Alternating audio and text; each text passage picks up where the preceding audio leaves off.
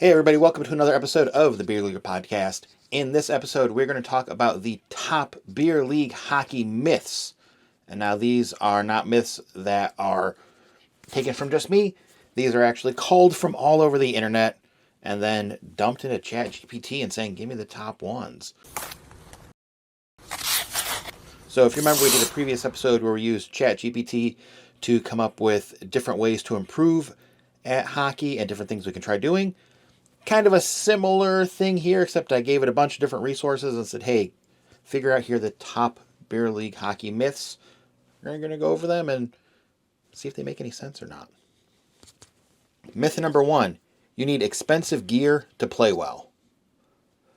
Well, I'd like to think that this entire podcast is busting this myth.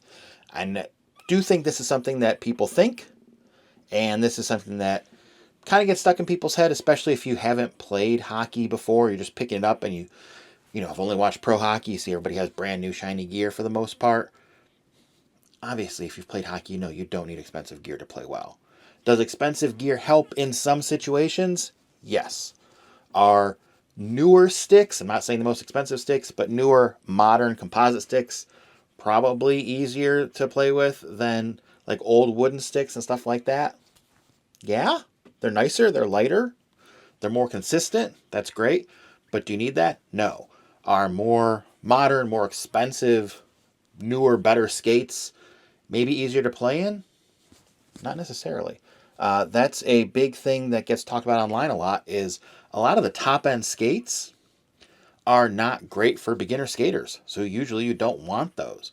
Usually you want like a little bit of a lower-end skate, because those top-end skates are made for players that are, super aggressive when they play, are really leaning into turns and really kind of beating the crap out of the boot. They're made for that. Have people that have tons of, ankle flexion and stuff like that. Whereas lower level and beginner skaters, we don't have that. We want something that kind of keeps, our foot kind of placed properly and keeps us as steady as possible. We don't have the ability to really utilize those higher end skates, so sometimes they're not as great. So that's a good example of more expensive is not necessarily more better. Your protective equipment, generally the more expensive stuff you get is going to be more protective, but that's only if it fits properly. Just because something is more expensive, if it doesn't fit great, for like gloves or especially helmet or any other pads, that is not better for you. That is going to probably be worse. The kind of outlier for that, for protective gear, is definitely pro stock stuff. Pro stock stuff is usually not the most expensive. It's usually a notch or two below that pricing terms, and it's probably actually more protective than the most expensive stuff. Because a lot of times, like with pro stock gloves, for example, is they will not be the most expensive. But what they will usually have is some sort of added protection on them, like something on the back of the hand for shot blocking and stuff like that, that you won't get if you just go and buy something off the shelf. So that is more protective for you for cheaper than the most expensive. So you need expensive gear to play well? Definitely not true. Definitely not true. All right, myth number 2. If you didn't play as a kid, you'll never catch up. Now, catch up to what is, I think, the big crux of this. If you didn't play as a kid, are you going to be turning pro when you pick it up, let's even say you're late teens, not even talking really beer league, which is probably late 20s and on. No, you're not going to catch up to those kids. You're not going to be turning pro when you've first put on skates when, you're 18. Just really doubt that that's going to happen. I don't see any way that happens. But never going to catch up to other beer leaguers? Totally not true. Totally not true at all. There are plenty of people playing, low-level beer league hockey, obviously, because a lot of those people start when they're adults. A lot of times beer leaguers start because their kids pick up the game. So, they're in their 30s and 40s and stuff before they ever put on skates. And so you'll catch up to those people, no problem. But even in higher levels of beer league, there are people that don't start playing, until their late 20s, early 30s, probably even people in their 40s that either, just kind of come to it naturally, work really hard to get good at something, or are natural athletes and can be a very high level and good beer league player for it. So if that's what you're shooting for, is catching up to other beer leaguers, yes, it's never too late to start.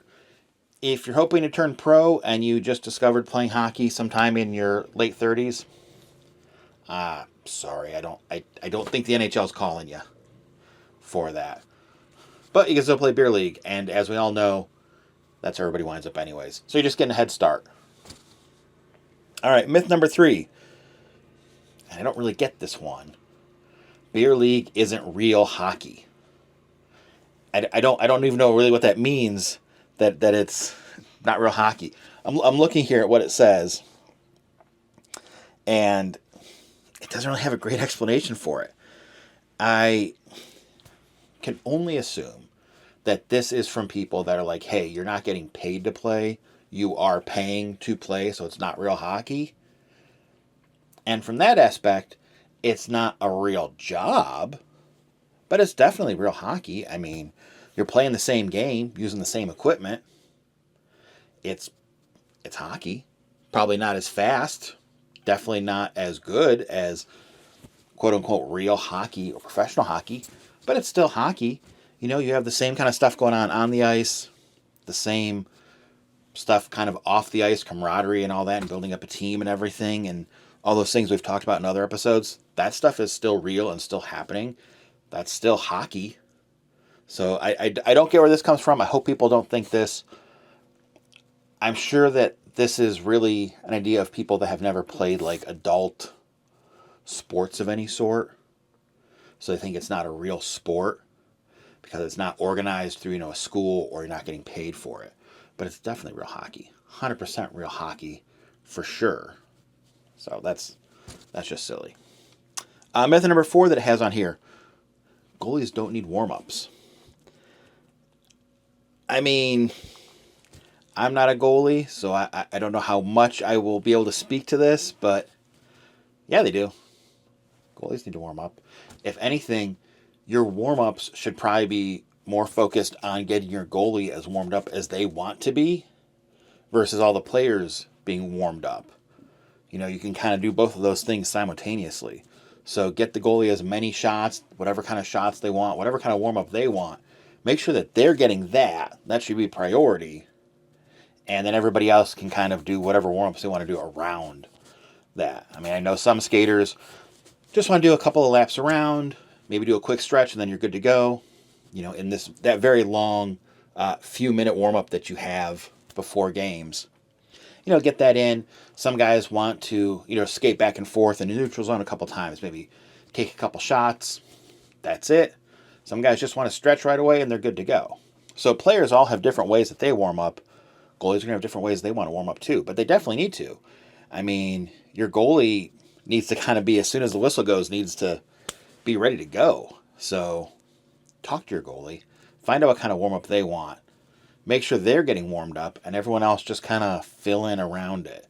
You should have enough guys out there that if your goalie wants a bunch of shots, you should be able to get them the shots that they need. And everybody else can do what they want to do, around getting the goalie the shots, whatever they need. So, yes, goalies do need to warm up, but make sure it's how they want to warm up. All right, myth number 5. There's no place for systems in beer league. All right, I thought this one was pretty interesting, that there's no place for any kind of systems in beer league hockey. And I kind of agree with this, but not totally.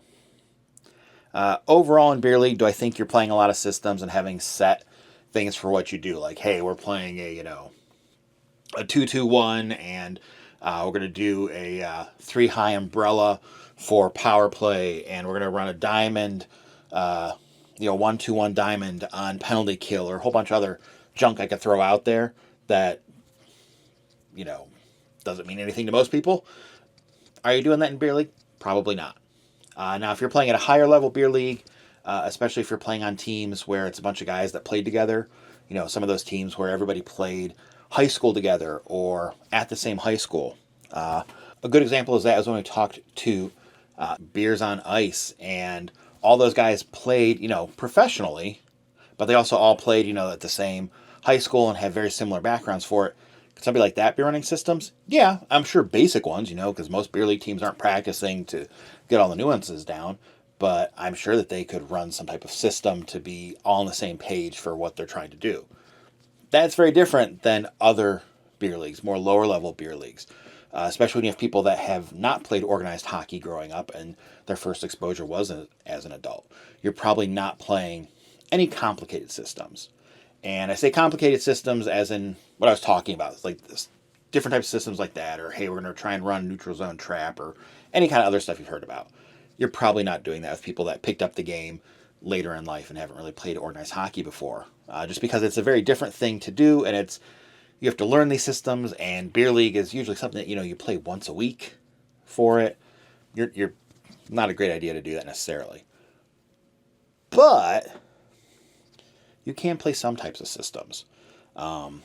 This is, I think, where having, kind of a singular voice or two people, but a small group of people that try and guide what's going on during a game can be super helpful. So maybe not a full-blown system of things, but things more like, hey, we're on a penalty kill. Only one person, chase pucks, and maybe even designate who that one person is so that people know what it is. Or, hey, we're on a power play. We're going to try, this is how we're going to try and have people try and keep, somebody going to the net, or maybe two people crashing the net like that, and maybe more designating, particularly you and you do this, or similar things, off of face-offs, very simple plays. So I think there is a place in beer league definitely for simple systems and probably more specific systems for people who are out at a single time. So things, like designating certain people. Normally in hockey systems, you would have stuff like, you wouldn't name positions or players, you would have like F1, F2, D1, stuff like that. So forward 1, second forward, first D, things like that. And that's how you would designate.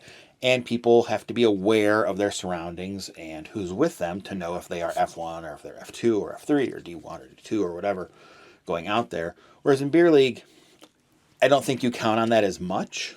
I think you're more looking at telling people to do things that are more to their certain strengths. So you're saying when, hey, whatever this line is out there, hey, your job is to do this, and your job is to do this. I think that stuff does happen and is handy to have and good to kind of know in beer league, just so lines kind of work together, people kind of work together, and people aren't all rushed into the same place. For me, in beer league, the whole idea of having systems is to help people not play like little kids, where it's, ooh, puck's in the corner, let's all 5 of us go to the corner. Or, puck squirted out over there, let's everybody go over there and all cover the same guy. It's to kind of keep that stuff in place. So it's more for that versus trying to do very structured plays and structured ideas of what you're trying to do. So I think there is a place for systems in beer league, but it definitely depends on your level, depends on your team, and systems being very loose for what I think in general hockey systems are thought of.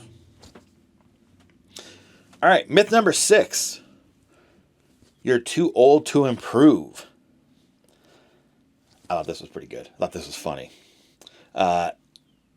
No, you never are. You're never too old to improve at something. I mean, you might get too old to get better at certain things, but you're never too old to just get better at hockey in general. I mean, hey, maybe as you get older, you start to slow down a little bit, because that just generally happens. Doesn't mean you can't get, smarter about things, make smarter plays, get better at passing, get better at shooting, get better at stick handling. That can still totally happen, so you're not getting worse, you're getting better at other things. I think the whole point of beer league is kind of finding that balance always, because everybody's getting older, everybody's getting get various injuries, just slow down as time goes on. And it's finding the different ways to compensate for that. Whether it be, hey, you end up getting in better shape, and that helps you get faster because you're getting older. So maybe your decline in speed isn't that much. Or, like I said, maybe you just kind of start to slow down because you're getting older, but You're a lot smarter with how you play now, and you know better to look around and what you're seeing, and making better passes and stuff like that. So maybe parts of your game start to drop, but other parts of the game go up to improve that. That, I think, is the whole interesting and fun part of Beer League as years go on, is watching that. So definitely never too old to improve. And there's no blanket thing of what you improve as you get older, that everything has to get worse. You can improve a lot of aspects of stuff as you get older. Maybe you were never very fast to begin with, but as you get older, you learn proper skating technique. You take a power skating class, you go to one of these adult hockey camps or something like that, and you get to be a better skater technique-wise, which makes you a way better skater as you've gotten older. That can totally happen. That's a thing that does happen with people. So I think that continual hope and strive to improve at hockey as you get older is one of the great things about Beer League. That's one of the super fun, competitive things that happens with it. So that's totally not a true thing that you're too old to improve. All right, the next myth, and I really like this one. Beer League refs don't care. Is this a total myth? No. Is this totally true? No.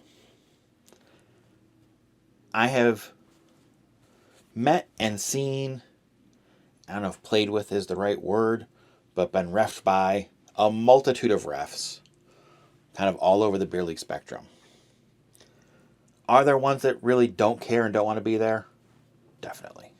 They are out there. There are ones that you wonder, why are you bothering to show up? Really, you seem miserable. But I would say for the most part, Beer League refs do care. They're out there to, have fun too. They're having fun the same way the players are. It's a different thing that they're doing. They're not playing. Some of them do play. Some of them used to play. Some of them never played. But they're getting out there and doing something that they enjoy too. So it's very similar to the players that are out there. They do care what's going on. They do want to have, good games. There are good ones. There are bad ones. There are tons of mediocre ones on a huge scale there. That's a very big gray area. But I think they do care. But I can totally see where this comes from, because I think a lot of players do think the refs don't care because, the refs made a call against me that I didn't agree with, or I didn't like all their calls or whatever. That's not true. Honestly, some of the refs that really do care are just not great refs. You're playing in Beer League, Sorry, you're probably not going to have all stellar refs for every game. It's just nature of it. So some of the refs that really do care, I think, are just not great at reffing. Sorry, just how it goes. And some of the refs that don't care at all are some of the better refs. They probably ref other higher level things, and they're doing Beer League just as an extra, a couple bucks in the pocket during the week. So there's a lot that goes on here. I'm going to read kind of the excerpt here, because I think this sums it up pretty good for this. What they say is, they do care, but they're often underpaid, overworked, and refereeing 3 to 4 games in a row. Which I agree with. That's, I think, all true. But yeah, usually they're reffing a lot of games. That's a big thing I know I hear from refs, is it's very different if you catch, a Beer League ref on, say, a Thursday night and they haven't reffed games yet that week, versus you're getting them on a Sunday night and they just reffed some, high school tournament all weekend and did 12 games, and then they're doing a 10:30 game on a Sunday night. You're probably getting a very different level of refereeing it with that. So I definitely agree with some of that. But yeah, no, Beer League refs, they care. But just like players, you get various levels of what caring means and various levels of ability. Just how it goes. I don't know what number we're on now. But the next myth is, fighting is part of Beer League. I find that very interesting that they would say that, but I get where that comes from. If you watch a lot of clips that people put from Beer League games and stuff like that, is I'd say about maybe a third of them are just complete fails from people, somebody that can't skate, or people that are just falling over all the time, or whatever. And a couple more people doing really cool things during a beer league game, but a majority are definitely fights and just stupid crap that happens during beer league. So, is that a part of beer league? Yes. Is it a big part of beer league? No.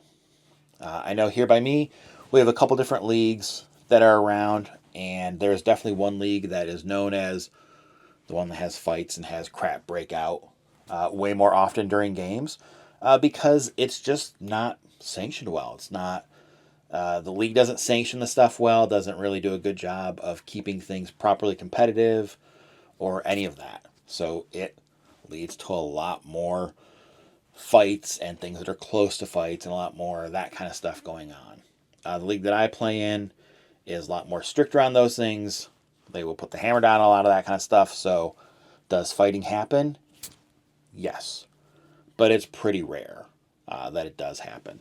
A lot more often than actual fights would be having, kind of the tussle between guys that is also a lot of, shouting at and yelling at each other about stupid stuff and that kind of a thing that happens. There's a lot more of that. That totally does happen.